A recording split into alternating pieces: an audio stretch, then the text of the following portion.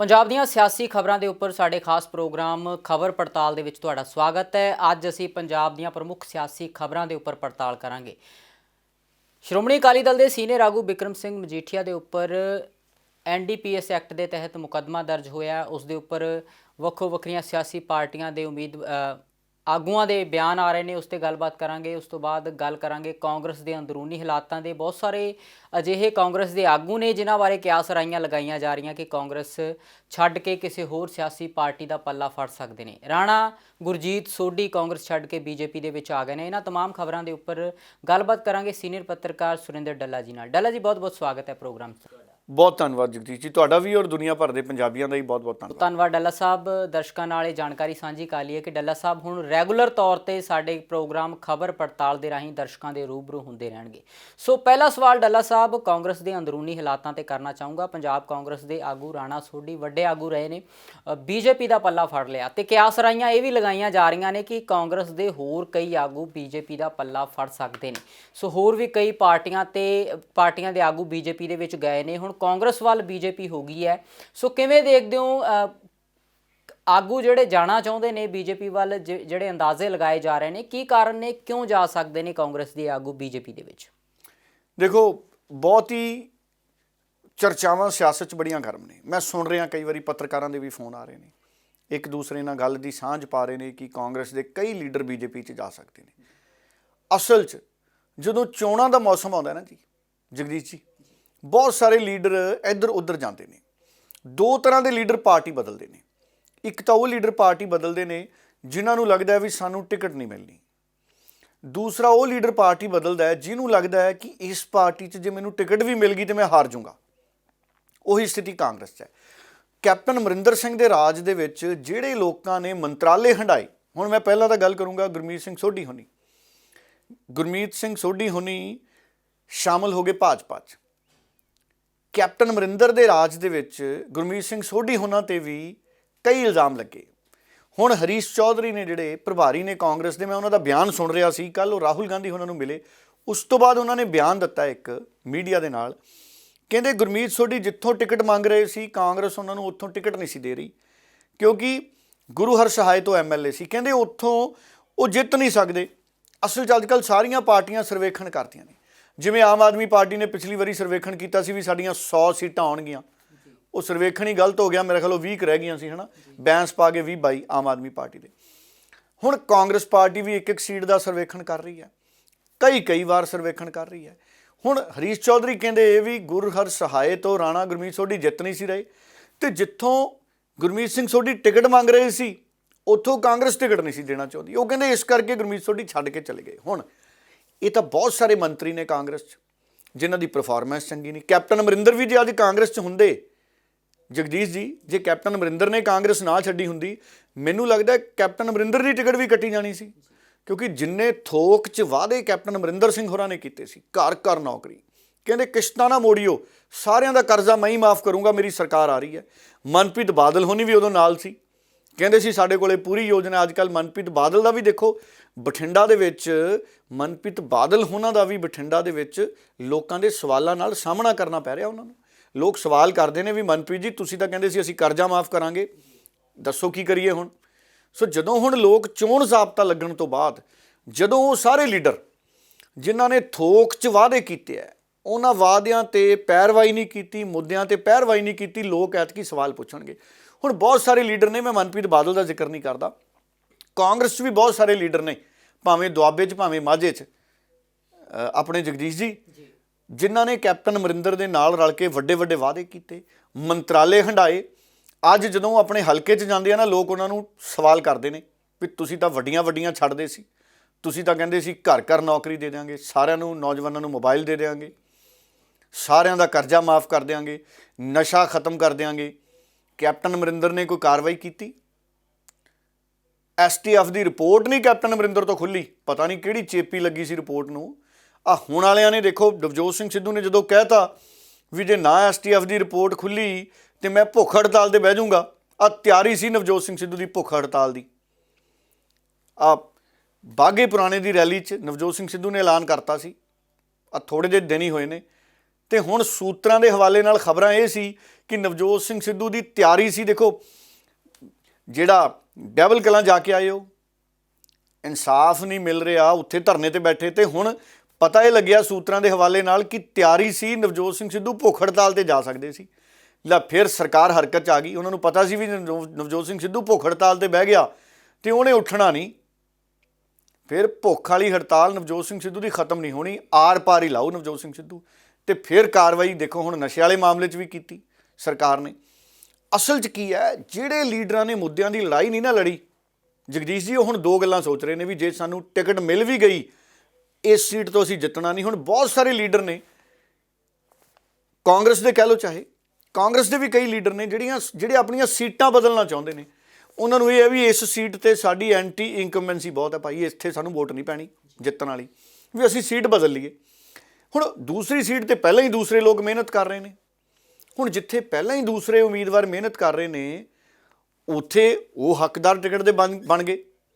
ਇਸ ਕਰਕੇ ਕਈ ਸਾਬਕਾ ਮੰਤਰੀ, ਕਈ ਵਿਧਾਇਕ, ਕਈ ਮੰਤਰੀ, ਉਹਨਾਂ ਨੂੰ ਲੱਗਦਾ ਵੀ ਐਤਕੀ ਪਤਾ ਨਹੀਂ ਅਸੀਂ ਜਿੱਤਾਂਗੇ ਭਾਈ ਕਿ ਨਹੀਂ, ਤੇ ਸਾਨੂੰ ਉਸ ਜਗ੍ਹਾ ਤੋਂ ਤਾਂ ਟਿਕਟ ਮਿਲ ਨਹੀਂ ਰਹੀ। ਇਸ ਕਰਕੇ ਫਿਰ ਉਹ ਆਧਾਰ ਕਈ ਕੀ ਬਣਾ ਰਹੇ ਨੇ ਵੀ ਜੀ ਨਵਜੋਤ ਸਿੰਘ ਸਿੱਧੂ ਦੀ ਪ੍ਰਧਾਨਗੀ ਤੋਂ ਅਸੀਂ ਖੁਸ਼ ਨਹੀਂ। ਨਵਜੋਤ ਸਿੰਘ ਸਿੱਧੂ ਤੋਂ ਤਾਂ ਪੰਜਾਬ ਦੇ ਲੋਕ ਖੁਸ਼ ਨੇ। ਮੁੱਦਿਆਂ ਦੀ ਲੜਾਈ ਨਵਜੋਤ ਸਿੰਘ ਸਿੱਧੂ ਨੇ ਲੜੀ ਹੈ। ਨਾ ਨਵਜੋਤ ਸਿੰਘ ਸਿੱਧੂ ਨੇ ਪਿਛਲੇ 5 ਸਾਲ 'ਚ ਕੋਈ ਚੁਬਾਰਾ ਪਾਇਆ, ਨਾ ਫੈਕਟਰੀ ਖੋਲ੍ਹੀ, ਨਾ ਸ਼ਰਾਬ ਦਾ ਠੇਕਾ ਖੋਲ੍ਹਿਆ। ਕਿੰਨੇ ਪੰਜਾਬ ਦੇ ਲੀਡਰ ਨੇ, ਮੈਂ ਅੱਗੇ ਕਹਿੰਦਾ ਹੁੰਦਾ, ਇਹਨਾਂ ਦੇ ਖਾਤੇ ਚੈੱਕ ਕਰਾ ਲਓ। ਇਹਨਾਂ ਦੇ ਕਈ ਲੀਡਰਾਂ ਦੇ ਖਾਤਿਆਂ 'ਚ ਹਿੱਸੇਦਾਰੀਆਂ ਨਿਕਲ ਆਉਣੀਆਂ ਸ਼ਰਾਬ ਦੇ ਠੇਕਿਆਂ 'ਚ, ਤੇ ਲੜਾਈਆਂ ਲੜਦੇ ਨੇ ਨਸ਼ਿਆਂ ਦੇ ਖਿਲਾਫ, ਪਿਲਾਉਣੀਆਂ ਸ਼ਰਾਬਾਂ ਤੇ ਜਾਗਰੂਕਤਾ ਅਭਿਆਨ ਚਲਾਉਣੇ ਨਸ਼ੇ ਦੇ ਖਿਲਾਫ, ਹਾਂਜੀ, ਖੋਲ੍ਹਣੇ ਠੇਕੇ ਤੇ ਲੈਕਚਰ ਦੇਣੇ ਸਟੇਜਾਂ ਤੇ ਨਸ਼ਿਆਂ ਦੇ ਖਿਲਾਫ। ਸੋ ਨਵਜੋਤ ਸਿੰਘ ਸਿੱਧੂ ਦਾ ਸੂਫੀ ਆਦਮੀ ਹੈ। ਸੋ ਇਸ ਕਰਕੇ ਮੈਂ ਜਿਹੜੀ ਗੱਲ ਜਗਦੀਸ਼ ਜੀ ਤੁਹਾਨੂੰ ਕਹਿ ਰਿਹਾ ਸੀ, ਇਸ ਕਰਕੇ ਬਹੁਤ ਸਾਰੇ ਲੀਡਰ ਨੇ ਜਿਹੜੇ ਹੁਣ ਪਲਟੀਆਂ ਮਾਰਨਗੇ। ਚੋਣਾਂ ਤੋਂ ਪਹਿਲਾਂ ਇਹ ਅਕਸਰ ਰਿਵਾਜ ਹੈ। ਤੁਸੀਂ ਕਹਿ ਰਹੇ ਹੋ ਕਾਂਗਰਸ ਦੇ ਕਈ ਲੀਡਰ ਬੀਜੇਪੀ 'ਚ ਜਾਣਗੇ, ਮੈਂ ਕਹਿੰਦਾ ਇਕੱਲੀ ਬੀਜੇਪੀ 'ਚ ਕਿਉਂ ਜਾਣਗੇ, ਜਿੱਥੋਂ ਟਿਕਟ ਮਿਲੂ ਉੱਥੋਂ ਜਾਣਗੇ। ਕਈ ਆਮ ਆਦਮੀ ਪਾਰਟੀ 'ਚ ਵੀ ਜਾਣਗੇ, ਕਈ ਤਾਂ ਚਲੇ ਵੀ ਗਏ, ਕਈ ਅਕਾਲੀ ਦਲ 'ਚ ਵੀ ਜਾਣਗੇ। ਇਸੇ ਤਰ੍ਹਾਂ ਅਕਾਲੀ ਦਲ ਦੇ ਨੇ, ਕਈ ਅਕਾਲੀ ਦਲ ਦੇ ਕਾਂਗਰਸ 'ਚ ਵੀ ਜਾਣਗੇ, ਕਈ ਅਕਾਲੀ ਦਲ ਦੇ ਬੀਜੇਪੀ 'ਚ ਵੀ ਜਾਣਗੇ, ਤੇ ਕਈ ਬੀਜੇਪੀ ਵਾਲੇ ਕਾਂਗਰਸ 'ਚ ਵੀ ਆਣਗੇ, ਕਈ ਤਾਂ ਆ ਗਏ, ਕਈ ਬੀਜੇਪੀ ਵਾਲੇ ਆਪ 'ਚ ਵੀ ਜਾਣਗੇ, ਚਲੇ ਗਏ ਕਈ। ਸੋ ਸਾਰੀਆਂ ਪਾਰਟੀਆਂ 'ਚ ਟੁੱਟ ਹੋਣੀਆਂ ਹੁਣ, ਭਾਵੇਂ ਬੀਜੇਪੀ ਹੈ, ਭਾਵੇਂ ਕਾਂਗਰਸ ਹੈ, ਭਾਵੇਂ ਅਕਾਲੀ ਦਲ ਹੈ, ਭਾਵੇਂ ਆਮ ਆਦਮੀ ਪਾਰਟੀ ਹੈ। ਸਾਰੀਆਂ ਪਾਰਟੀਆਂ ਦੇ ਵਿੱਚ ਲੀਡਰਾਂ ਦਾ ਆਣਾ ਜਾਣਾ ਇੱਕ ਦੂਜੇ ਵਾਲੇ ਪਾਸੇ ਲੱਗਿਆ ਰਹਿਣਾ। ਹੁਣ ਬੈਂਸ ਵੀ ਇਸ ਤਿਆਰੀ 'ਚ ਨੇ ਵੀ ਅਸੀਂ ਕਿਹਦੇ ਨਾਲ ਜੁੜੀਏ, ਕਿਉਂਕਿ ਮੈਂ ਬੈਂਸਾਂ ਦਾ ਦੇਖਦਾ ਇਤਿਹਾਸ, ਇਹ ਵੀ ਹਰ ਵਾਰ ਕਿਸੇ ਨਾ ਕਿਸੇ ਨਾਲ ਜੁੜਦੇ ਆ। ਕਦੇ ਅਕਾਲੀ ਦਲ ਨਾਲ ਜੁੜਦੇ ਆ, ਕਦੇ ਸਿਮਰਜੀਤ ਸਿੰਘ ਮਾਨ ਉਹਨਾਂ ਨਾਲ ਜੁੜਦੇ ਨੇ, ਪਿਛਲੀ ਵਾਰੀ ਫਿਰ PDA ਨਾਲ ਜੁੜ ਗਏ, ਫਿਰ ਪਿਛਲੀ ਵਾਰੀ ਆਪ ਨਾਲ ਜੁੜ ਗਏ। ਹੁਣ ਐਤਕੀ ਬੈਂਸ ਵੀ ਰਾਹ ਲੱਭ ਰਹੇ ਨੇ। ਹੁਣ ਨਵਜੋਤ ਸਿੰਘ ਸਿੱਧੂ ਨੇ ਕਹਿਤਾ ਵੀ ਬੈਂਸ ਕਾਂਗਰਸ 'ਚ ਨਹੀਂ ਆਉਣਗੇ। ਹੁਣ ਬੈਂਸਾਂ ਦਾ ਵੀ ਮੈਨੂੰ ਨਹੀਂ ਪਤਾ ਹੁਣ ਕਿੱਧਰ ਜਾਂਦੇ ਨੇ, ਕੀ ਦੁਬਾਰਾ ਅਕਾਲੀ ਦਲ 'ਚ ਮੁੜ ਜਾਣਗੇ, ਕੀ ਆਪ ਨਾਲ ਚਲੇ ਜਾਣਗੇ, ਕੀ ਬਸਪਾ ਨਾਲ ਕੋਈ ਗੱਠਜੋੜ ਕਰਨਗੇ, ਜਾਂ ਕੀ ਪਤਾ ਬੈਂਸ ਬੀਜੇਪੀ ਨਾਲ ਹੀ ਚਲੇ ਜਾਣ। ਬੀਜੇਪੀ ਨਾਲ ਵੀ ਜਾ ਸਕਦੇ ਆ ਬੈਂਸ। ਸੋ ਇਸ ਕਰਕੇ ਇਹ ਜਿਹੜੇ ਸਿਆਸੀ ਮਾਹੌਲ ਹੈ ਨਾ, ਇਹ ਇਕੱਲਾ ਇੱਕ ਰਾਣਾ ਗੁਰਮੀਤ ਸਿੰਘ ਸੋਢੀ ਚੱਲ ਗਿਆ ਇਹਦੇ ਨਾਲ ਕੋਈ ਫਰਕ ਨਹੀਂ ਪੈਂਦਾ। ਕਿਸੇ ਪਾਰਟੀ ਦਾ ਲੀਡਰ ਜੇ ਕੋਈ ਹੋਰ ਲੀਡਰ ਕਾਂਗਰਸ 'ਚ ਆਜੂ ਉਹਦੇ ਨਾਲ ਵੀ ਕੋਈ ਫਰਕ ਨਹੀਂ ਪੈਣਾ, ਜੇ ਕੋਈ ਬੀਜੇਪੀ ਵਾਲਾ ਕਾਂਗਰਸ 'ਚ ਆਜੂ ਕੋਈ ਫਰਕ ਨਹੀਂ ਪੈਣਾ। ਕਿਉਂ? ਕਿਉਂਕਿ ਵੱਡੇ ਤੌਰ ਤੇ ਪੰਜਾਬ ਦੇ ਲੋਕਾਂ ਨੇ ਵੋਟ ਕਰਨੀ ਹੈ ਕਿ ਉਹ ਕਿਹੜਾ ਵਿਅਕਤੀ ਹੈ ਜਿਹੜਾ ਮਸਲਿਆਂ ਦਾ ਹੱਲ ਕਰਾਉਂਦਾ। ਠੀਕ ਹੈ, ਹੁਣ ਨਵਜੋਤ ਸਿੰਘ ਸਿੱਧੂ ਨੇ ਦੇਖੋ ਵੱਡੇ ਵੱਡੇ ਮਸਲੇ ਹੱਲ ਕਰਾਤੇ। ਨਵਜੋਤ ਸਿੰਘ ਸਿੱਧੂ ਨੇ ਅਸਲ ਮੁੱਦਿਆਂ ਦੀ ਲੜਾਈ ਲੜੀ ਹੈ। ਪੰਜਾਬ ਮਾਡਲ ਲਿਆਂਦਾ ਨਵਜੋਤ ਸਿੰਘ ਸਿੱਧੂ ਨੇ। ਪੰਜਾਬ ਮਾਡਲ 'ਚ ਅਰਬਨ ਰੁਜ਼ਗਾਰ ਗਰੰਟੀ ਮਿਸ਼ਨ ਲਿਆਂਦਾ, ਜਿਹੜਾ ਰਾਸ਼ਨ ਹੈ। ਨਵਜੋਤ ਸਿੰਘ ਸਿੱਧੂ ਦਾ ਪੰਜਾਬ ਮਾਡਲ ਕਹਿੰਦਾ ਵੀ ਅਸੀਂ ਮਜ਼ਦੂਰਾਂ ਨੂੰ ਰਜਿਸਟਰ ਕਰਾਂਗੇ, ਸ਼ਹਿਰੀ ਮਜ਼ਦੂਰਾਂ ਨੂੰ ਵੀ।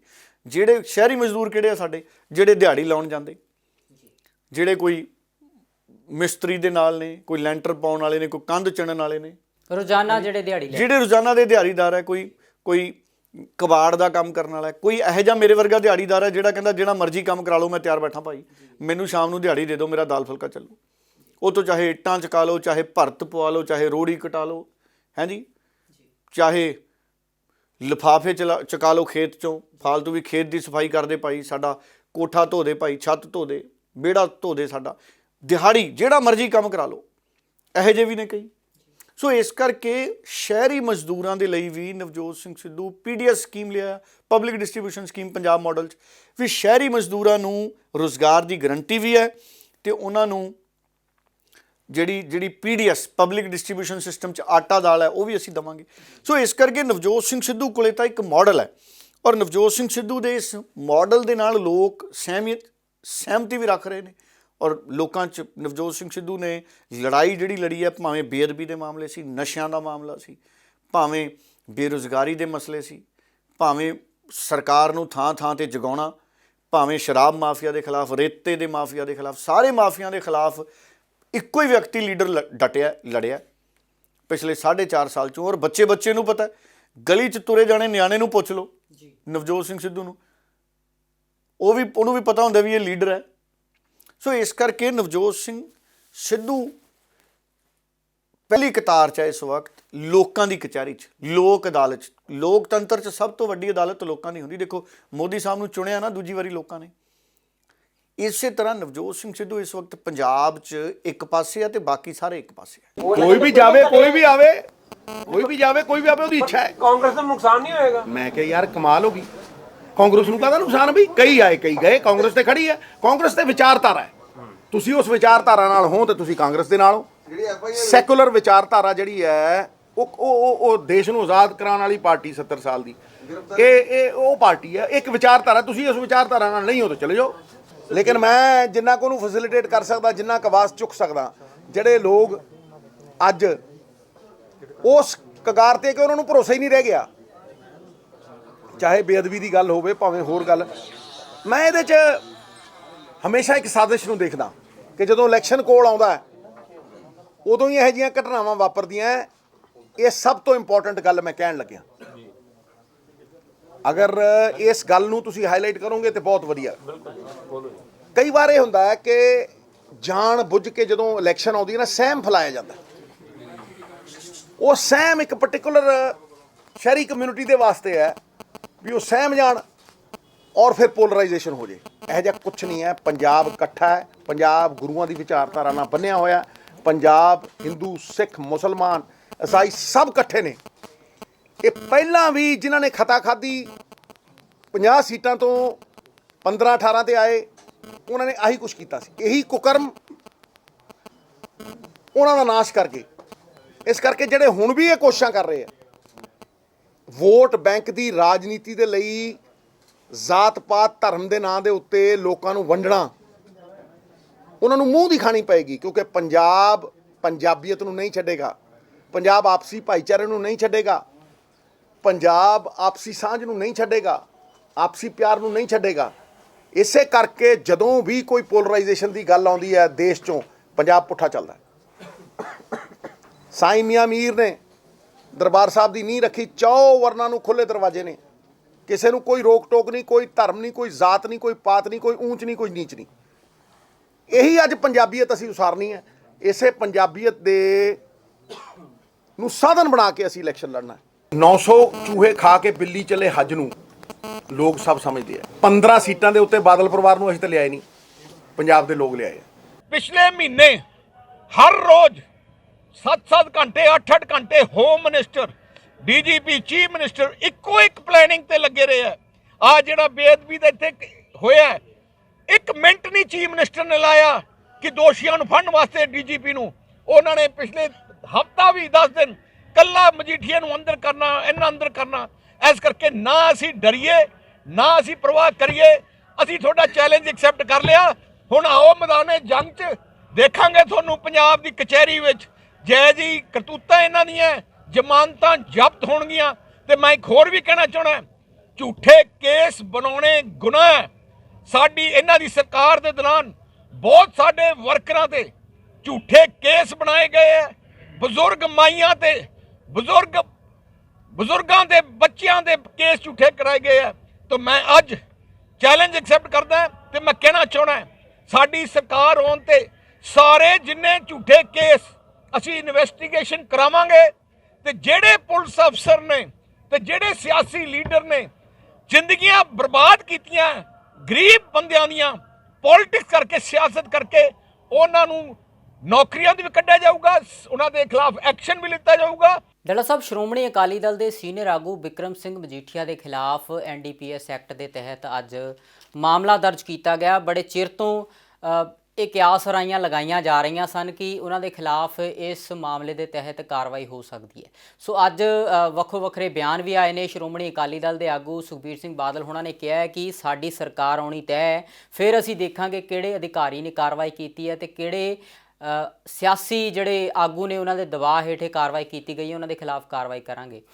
ਪ੍ਰਕਾਸ਼ ਸਿੰਘ ਬਾਦਲ ਹੁਣੀ ਕਹਿੰਦੇ ਕਿ ਇਹ ਤਾਂ ਸਾਨੂੰ ਪਹਿਲਾਂ ਹੀ ਪਤਾ ਸੀ ਕਿ ਕਾਂਗਰਸ ਵੱਲੋਂ ਇਸ ਤਰ੍ਹਾਂ ਦੀ ਵੋਟਾਂ ਨਜ਼ਦੀਕ ਕੋਈ ਨਾ ਕੋਈ ਕਾਰਵਾਈ ਕੀਤੀ ਜਾਊਗੀ, ਲੋਕਾਂ ਦਾ ਧਿਆਨ ਭਟਕਾਉਣ ਦੀ ਇਹ ਕਾਰਵਾਈ ਹੈ। ਉਧਰ ਰਾਘਵ ਚੱਡਾ ਨੇ ਇਲਜ਼ਾਮ ਲਗਾ ਦਿੱਤੇ, ਕਾਂਗਰਸ ਦਾ ਹੀ ਘਿਰਾਓ ਕਰ ਦਿੱਤਾ ਕਿ ਸਮਾਂ ਬਹੁਤ ਥੋੜਾ ਰਹਿ ਗਿਆ, ਬਿਕਰਮ ਮਜੀਠੀਆ ਦੇ ਖਿਲਾਫ ਹੁਣ FIR ਦਰਜ ਹੋਈ ਹੈ, ਹੋਣਾ ਕੁਝ ਨਹੀਂ, ਬਿਕਰਮ ਮਜੀਠੀਆ ਨੂੰ ਜ਼ਮਾਨਤ ਮਿਲ ਜਾਣੀ ਹੈ, ਮਾਮਲਾ ਉੱਦਾਂ ਹੀ ਲਟਕਦਾ ਰਹਿਣਾ ਜਿਵੇਂ ਪਹਿਲਾਂ ਤੋਂ ਲਟਕ ਰਿਹਾ ਸੀ। ਕਿਵੇਂ ਦੇਖਦੇ ਹੋ ਡੱਲਾ ਸਾਹਿਬ ਇਸ ਮਾਮਲਾ ਦਰਜ ਹੋਣ ਨੂੰ ਤੇ ਸਿਆਸੀ ਆਗੂਆਂ ਦੇ ਬਿਆਨਾਂ ਨੂੰ ਕਿਵੇਂ ਦੇਖਦੇ ਹੋ? ਸਭ ਤੋਂ ਪਹਿਲਾਂ ਤਾਂ ਆਮ ਆਦਮੀ ਪਾਰਟੀ ਦੇ ਬਿਆਨ ਤੇ ਮੈਂ ਗੱਲ ਰੱਖੂੰਗਾ। ਅਰਵਿੰਦ ਕੇਜਰੀਵਾਲ ਨੇ ਲਿਖਤੀ ਮਾਫੀ ਮੰਗੀ ਸੀ। ਅਰਵਿੰਦ ਕੇਜਰੀਵਾਲ ਬਿਕਰਮ ਮਜੀਠੀਆ ਤੇ ਨਸ਼ੇ ਦੇ ਇਲਜ਼ਾਮ ਲਾਉਂਦੇ ਸੀ। ਮੈਂ ਸਤਿਕਾਰ ਕਰਦਾ ਅਰਵਿੰਦ ਕੇਜਰੀਵਾਲ ਦਾ, ਕਈ ਗੱਲਾਂ ਅਰਵਿੰਦ ਕੇਜਰੀਵਾਲ ਦੀਆਂ ਚੰਗੀਆਂ ਵੀ ਹੈ, ਪਰ ਆ ਮਾਫੀ ਮੰਗਣ ਵਾਲੀ ਗਲਤ ਹੈ ਗੱਲ। ਦੂਸਰੀ, ਅਰਵਿੰਦ ਕੇਜਰੀਵਾਲ ਨੂੰ ਇਹ ਦੱਸਣਾ ਚਾਹੀਦਾ ਹੈ ਕਿ ਕਿਹੜੇ ਅਧਿਕਾਰ ਦੇ ਨਾਲ ਅਰਵਿੰਦ ਕੇਜਰੀਵਾਲ ਨੇ ਪੰਜਾਬ ਦੇ ਨੌਜਵਾਨਾਂ ਨੂੰ, ਸਿਆਣੇ ਬਜ਼ੁਰਗਾਂ ਨੂੰ ਉਕਸਾਇਆ। ਬਿਕਰਮ ਮਜੀਠੀਏ ਤੇ ਐਡੇ ਗੰਭੀਰ ਇਲਜ਼ਾਮ ਲਾਏ ਤੇ ਨਾਲੇ ਕਹਿੰਦੇ ਬੋਰਡ ਲਾਓ, ਬਿਕਰਮ ਮਜੀਠੀਏ ਦੇ ਬੋਰਡ ਲਵਾਏ, ਇਸ਼ਤਿਹਾਰਾਂ ਵਾਲੇ ਬੋਰਡ, ਤੇ ਡਰਦੇ ਡਰਦੇ ਮਾਫੀ ਮੰਗੇ। ਬਿਕਰਮ ਮਜੀਠੀਏ ਤੋਂ ਮਾਫੀ ਮੰਗੇ। ਹੁਣ ਰੱਬ ਜਾਣੇ ਕਿਹੜਾ ਸਮਝੌਤਾ ਹੋਇਆ, ਹੁਣ ਇਹ ਤਾਂ ਰੱਬ ਹੀ ਜਾਣਦਾ ਨਾ। ਇੱਕ ਬੰਦੇ ਨੇ ਮਾਫੀ ਮੰਗ ਲਈ ਜਾਂ ਦੂਜੇ ਬੰਦੇ ਤੋਂ, ਉਸ ਮਾਫੀ ਆਪਣੇ ਪਿੰਡਾਂ 'ਚ ਕਈ ਵਾਰੀ ਸਮਝੌਤੇ ਹੁੰਦੇ ਨਾ, ਸ਼ਹਿਰਾਂ 'ਚ ਵੀ ਕਾਕਾ ਕੋਈ ਨਹੀਂ ਤੁਸੀਂ ਸਮਝੌਤਾ ਕਰ ਲਓ, ਫਿਰ ਉਹ ਕਹਿੰਦਾ ਨਹੀਂ ਜੀ ਮੈਂ ਸਮਝੌਤਾ ਤਾਂ ਕਰੂੰ, ਮੇਰੀ ਆਹ ਮੰਗ ਪੂਰੀ ਕਰੋ। ਹੁਣ ਇਹ ਤਾਂ ਰੱਬ ਜਾਣਦਾ ਵੀ ਇਸ ਸਮਝੌਤੇ ਪਿੱਛੇ ਮੰਗਾਂ ਕਿਹੜੀਆਂ ਮੰਨੀਆਂ ਗਈਆਂ, ਕੀ ਕੋਈ ਸ਼ਰਤ ਸੀ? ਅਰਵਿੰਦ ਕੇਜਰੀਵਾਲ ਨੂੰ ਕਿਹੜੀ ਮਜਬੂਰੀ ਸੀ ਕਿ ਬਿਕਰਮ ਮਜੀਠੀਆ ਤੋਂ ਮਾਫੀ ਮੰਗਿਆ? ਐਡਾ ਵੱਡਾ ਇਲਜ਼ਾਮ ਲਾ ਕੇ ਅਰਵਿੰਦ ਕੇਜਰੀਵਾਲ ਸਾਹਿਬ ਪੰਜਾਬੀਆਂ ਦੀਆਂ ਭਾਵਨਾਵਾਂ ਦੇ ਨਾਲ, ਮੈਂ ਤਾਂ ਕਹੂੰਗਾ ਪੰਜਾਬੀਆਂ ਦੀਆਂ ਭਾਵਨਾਵਾਂ ਦੇ ਨਾਲ ਵਫਾ ਨਹੀਂ ਕੀਤੀ ਅਰਵਿੰਦ ਕੇਜਰੀਵਾਲ ਨੇ। ਅਰਵਿੰਦ ਕੇਜਰੀਵਾਲ ਮਾਫੀ ਮੰਗ ਗਿਆ। ਅਸੀਂ ਤਾਂ ਉਸ ਧਰਤੀ ਦੇ ਬਸ਼ਿੰਦੇ ਹਾਂ ਜਿੱਥੇ ਭਗਤ ਸਿੰਘ ਪੈਦਾ ਹੋਇਆ, ਜਿੱਥੇ ਕਰਤਾਰ ਸਿੰਘ ਸਰਾਭਾ, ਸਾਡੇ ਮੁਲਕ 'ਚ ਅਬਦੁਲ ਹਮੀਦ, ਲਾਲਾ ਲਾਜਪਤ ਰਾਏ ਪੰਜਾਬ ਕੇਸਰੀ ਲਾਲਾ ਲਾਜਪਤ ਰਾਏ ਜੀ, ਉਦਮ ਸਿੰਘ ਸੁਨਾਮ, ਹੈ ਜੀ, ਕਿੰਨੇ ਸਾਡੇ ਸ਼ਹੀਦ ਹੋਇਆ, ਕਰਤਾਰ ਸਿੰਘ ਸਰਾਭਾ ਸਾਡਾ, ਫਿਰ ਸੁਭਾਸ਼ ਚੰਦਰ ਬੋਸ ਜੀ ਹੋਏ, ਰਾਜਗੁਰੂ ਜੀ, ਸੁਖਦੇਵ। ਇਹ ਸਾਰੇ ਲੋਕ ਆਪਣੀ ਜਾਨ ਦੀ ਪਰਵਾਹ ਨਹੀਂ ਸੀ ਕਰਦੇ। ਕੇਜਰੀਵਾਲ ਸਾਹਿਬ ਦੇ ਬੰਦੇ ਕਹਿੰਦੇ ਜੀ ਸਾਨੂੰ ਫਸਾ ਸਕਦੇ ਸੀ ਜੀ, ਕੇਜਰੀਵਾਲ ਸਾਹਿਬ ਕਹਿੰਦੇ ਜੀ ਸਾਡੇ ਕੋਲੇ ਤਾਕਤ ਨਹੀਂ ਸੀ ਜੀ, ਅਸੀਂ ਇਸ ਕਰਕੇ ਮਾਫੀ ਮੰਗ ਲਈ। ਸਾਡੇ ਆਦਰਸ਼ ਤਾਂ ਉਹ ਨੇ ਜਿਨ੍ਹਾਂ ਨੇ ਫਾਂਸੀਆਂ ਲਵਾ ਲਈਆਂ, ਉਹ ਝੁਕੇ ਨਹੀਂ, ਕਹਿੰਦੇ ਨਾ ਸੱਚ ਤੋਂ ਨਹੀਂ ਝੁਕਣਾ। ਆਹ ਸਿੱਧੂ ਹੀ ਦੇਖ ਲਓ, ਸਿੱਧੂ ਨਹੀਂ ਸਮਝੌਤਾ ਕਰ ਗਿਆ, ਅੜਿਆ, ਅੱਜ ਵੀ ਖੜਾ, ਭਾਵੇਂ ਕੋਈ ਮਾਮਲਾ ਹੋਵੇ ਖੜਾ। ਤੇ ਕੇਜਰੀਵਾਲ ਸਾਹਿਬ ਜੇ ਕੁਝ ਸਮਾਂ ਅੰਦਰ ਲਾਉਣਾ ਵੀ ਪੈ ਜਾਂਦਾ ਤੇ ਕੀ ਹੋ ਗਿਆ? ਦੇਸ਼ ਦੀ ਆਜ਼ਾਦੀ ਲਈ, ਲੋਕਾਂ ਦੇ ਹੱਕਾਂ ਲਈ ਲੋਕਾਂ ਨੇ ਕਿੱਡੀਆਂ ਜੇਲ੍ਹਾਂ ਕੱਟੀਆਂ। 5-6 ਮਹੀਨੇ 6 ਮਹੀਨੇ ਜੇ ਲਾਉਣੇ ਵੀ ਪੈ ਜਾਂਦੇ, ਕਿਹੜੀ ਪਰਲੋ ਆ ਜਾਣੀ ਸੀ? ਸੋ ਇਸ ਕਰਕੇ ਪਹਿਲੀ ਤਾਂ ਇਹ ਗੱਲ ਹੈ ਕਿ ਇੱਕ ਤਾਂ ਆਮ ਆਦਮੀ ਪਾਰਟੀ ਵਾਲਿਆਂ ਨੇ ਮਾਫੀ ਕਿਉਂ ਮੰਗੀ, ਇਹ ਪੰਜਾਬ ਦੇ ਲੋਕਾਂ ਨਾਲ ਸਪਸ਼ਟ ਕਰਨ ਵੀ ਭਾਈ ਅਸੀਂ ਇਸ ਕਰਕੇ ਮਾਫੀ ਮੰਗੀ। ਇਹ ਨਹੀਂ ਕੋਈ ਗੱਲ ਹੈਗੀ ਵੀ ਸਾਡੀ ਸੱਤਾ ਨਹੀਂ ਸੀ ਅਸੀਂ ਮਾਫੀ ਮੰਗੇ।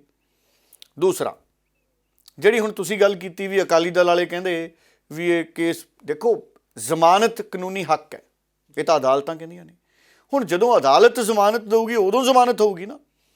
ਉਸ ਤੋਂ ਪਹਿਲਾਂ ਕੇਸ ਦਰਜ ਹੋ ਗਿਆ, STF ਬਣੀ ਹੋਈ ਸੀ, ਕਿਸੇ ਗਰੀਬ ਦੇ ਪੁੱਤ ਨੂੰ ਕਿਸੇ ਨੇ 4.5 ਸਾਲ ਦਿੱਤੇ ਆ, 5 ਸਾਲ ਦਿੱਤੇ ਆ ਗ੍ਰਿਫਤਾਰ ਕਰਨ ਨੂੰ। ਆ ਇੱਕ ਜੇਲ੍ਹ, ਇੱਕ ਜਿਹੜਾ ਭੋਲਾ ਕਹਿੰਦੇ ਸੀ, ਭੋਲੇ ਨੇ ਕਿੱਡਾ ਬਿਆਨ ਦਿੱਤਾ ਸੀ। ਜੇ ਭੋਲੇ ਨੇ ਕਿਸੇ ਗਰੀਬ ਦੇ ਪੁੱਤ ਦਾ ਨਾਂ ਲਿਆ ਹੁੰਦਾ ਨਾ, ਪੁਲਿਸ ਨੇ ਘੰਟੇ ਬਾਅਦ ਟੱਬਰ ਚੱਕ ਲੈਣਾ ਸੀ। ਹੈ ਜੀ, ਪੁਲਿਸ ਨੇ 1 ਘੰਟੇ ਬਾਅਦ ਟੱਬਰ ਚੱਕ ਲੈਣਾ ਸੀ ਵੀ ਭਾਈ ਨਾਂ ਲੈਤਾ, ਐਡੇ ਵੱਡੇ ਬੰਦੇ ਨੇ ਤੁਹਾਡੇ ਪੁੱਤ ਦਾ। ਤੇ ਐਡੇ ਸੰਘਰਸ਼ ਹੋਏ, STF ਦੀ ਰਿਪੋਰਟ ਬਣਾਈ, ਸਪੈਸ਼ਲ ਟਾਸਕ ਫੋਰਸ ਬਣੀ, ਉਹ 'ਚ ਕਿੰਨੇ ਅਫਸਰ ਡਿਪਿਊਟ ਹੋਏ, ਲੋਕਾਂ ਦਾ ਪੈਸਾ ਹੀ ਲੱਗਿਆ ਨਾ ਉਹਨਾਂ ਤੇ। ਵਰਤੀਆਂ ਗਈਆਂ ਜਿਪਸੀਆਂ ਆਉਣ ਜਾਣ ਲਈ, ਜਾਂਚ ਕਰਨ ਲਈ ਇੱਧਰ ਉੱਧਰ ਅਫਸਰ ਗਏ, ਲੋਕਾਂ ਦਾ ਪੈਸਾ ਲੱਗਿਆ ਜਾਂਚਾਂ 'ਚ। STF ਦੀ ਰਿਪੋਰਟ ਦੇ ਆਧਾਰ 'ਤੇ ਜੇ ਪਰਚਾ ਦਰਜ ਹੋਇਆ ਹੈ ਤੇ ਫਿਰ ਇਹ 'ਚ ਪਖੰਡ ਕਾਹਦਾ ਜੀ, ਫਿਰ ਇਹ 'ਚ ਸਟੰਟ ਕਾਹਦਾ ਜੀ? ਇਹ ਹੁਣ ਅਦਾਲਤਾਂ ਤੈਅ ਕਰਨਗੀਆਂ ਵੀ ਕਿਹੜਾ ਕਿੰਨੀ ਸਜ਼ਾ ਦਾ ਹੱਕਦਾਰ ਹੈ। ਜੇ ਬੇਕਸੂਰ ਆਊਗਾ ਅਦਾਲਤ ਨੇ ਬਿਕਰਮ ਮਜੀਠੀਆ ਨੂੰ ਛੱਡ ਦੇਣਾ। ਹੁਣ ਪਰਚਾ ਦਰਜ ਕਰਨ ਦਾ ਮਤਲਬ ਇਹ ਥੋੜੀ ਹੈ ਕਿ ਵਿਕਰਮ ਮਜੀਠੀਆ ਗੁਨਾਹਗਾਰ ਹੋ ਗਿਆ। ਪਰਚਾ ਦਰਜ ਹੋਇਆ, ਸਾਡੇ ਕਿੰਨੇ ਪੰਜਾਬੀਆਂ ਤੇ ਕੇਸ ਦਰਜ ਹੁੰਦੇ ਆ, ਅਦਾਲਤਾਂ ਬਰੀ ਕਰ ਦਿੰਦੀਆਂ।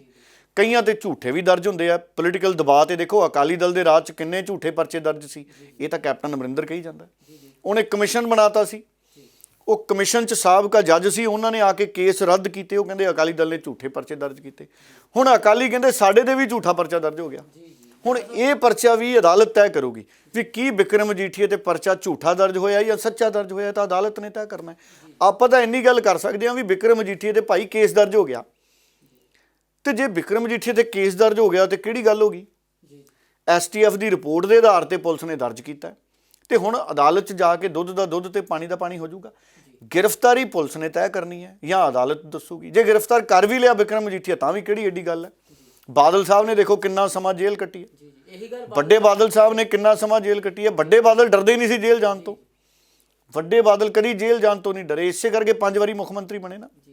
ਤੇ ਮਜੀਠੀਆ ਸਾਹਿਬ ਮਾਫੀ, ਉਹ ਕੇਜਰੀਵਾਲ ਸਾਹਿਬ ਮਾਫੀ ਮੰਗ ਗਏ ਇਲਜ਼ਾਮ ਲਾ ਕੇ।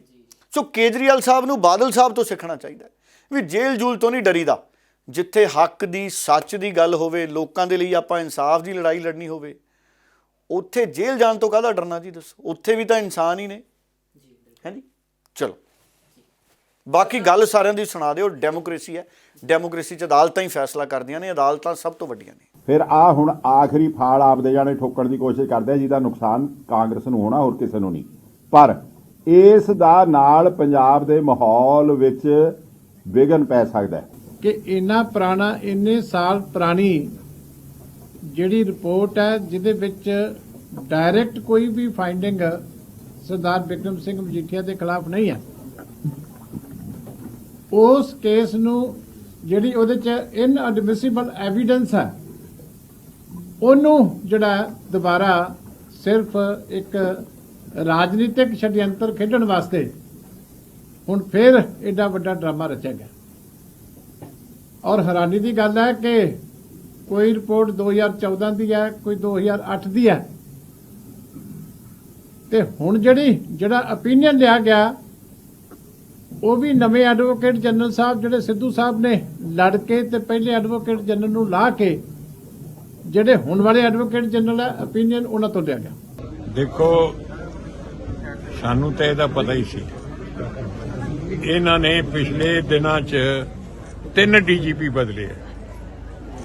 ਇਹ ਹਿਸਟਰੀ 'ਚ ਵੇਖ ਲਓ ਵੀ DJP ਜਿਹੜਾ ਹੁੰਦਾ ਹੈ ਉਹਨੂੰ ਐ ਬਦਲਿਆ ਨਹੀਂ ਜਾਂਦਾ, ਸਿਰਫ ਇਸ ਕਰਕੇ ਇਹ ਬਾਦਲਾਂ ਨੂੰ ਤੇ ਮਜੀਠੇ ਨੂੰ ਫੜ ਕੇ ਅੰਦਰ ਤੇ ਪਹਿਲੇ ਤਾਂ ਕੋਈ ਮੰਨੇ ਨਹੀਂ, ਅਗਲੇ ਦੇ ਬਗੈਰ ਵਜ੍ਹਾ ਨਾਲ ਅਸੀਂ ਕਿਉਂ ਕਿਸੇ ਨੂੰ ਅੰਦਰ ਦੇਗੀ, ਤੇ ਸਾਨੂੰ ਤਾਂ ਮੁਸ਼ਕਲ ਹੈ। ਤੇ ਹੁਣ ਇਹ ਨਵਾਂ ਲਿਆਂਦਾ, ਚਲੋ ਮੈਂ ਕਿਸੇ ਦੀ ਨਹੀਂ ਕਰਦਾ, ਮੈਂ ਤਾਂ ਨਾ ਤੁਸੀਂ ਕਾਹਨੂੰ ਔਖੇ ਹੋਣੇ, ਮੈਨੂੰ ਹੀ ਲੈ ਚੱਲੋ, ਜਿੱਥੇ ਮਰਜ਼ੀ ਲੈ ਚੱਲੋ, ਮੈਂ ਤਾਂ ਤਿਆਰ ਬੈਠਾ।